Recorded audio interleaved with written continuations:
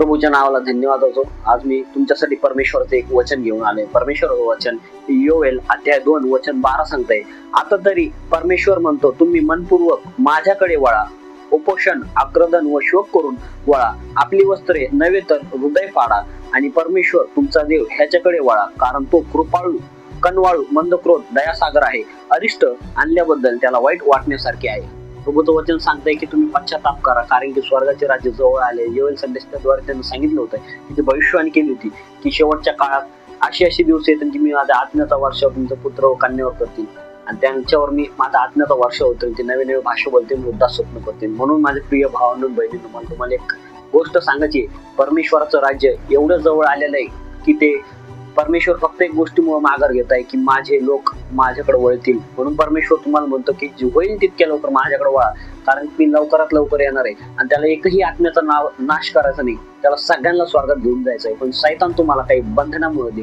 त्या अडखळांमध्ये अटकून ठेवतंय आणि तुम्ही परमेश्वराच्या वचनापासून भटकत आहे। म्हणून परमेश्वर म्हणतो तुम्ही भटकू नका आणि माझ्याकडे वळा। तो कधीच तो म्हणजे तुम्हाला असं काही केलं तर त्याला राग येऊन घ्यायसारखा ते देव आहे असं वचन सांगतंय। म्हणून तो म्हणतंय की त्याला वाईट वाटतं की तुम्हाला शिक्षा करा, म्हणून तो म्हणतंय की तुम्ही मनपूर्वक माझ्याकडे वळा, म्हणजे मी तुमच्या पापाची क्षमा करेन, तुम्ही मन फिरवा, कारण की स्वर्गाचे राज्य जवळ आलेले आणि परमेश्वर तुम्हाला या वचनाद्वारे आशीर्वादित करो आणि या वचनाद्वारे तुमचं मन जीवन अंतकरण परिवर्तन करो। येशूच्या नावात आमेन।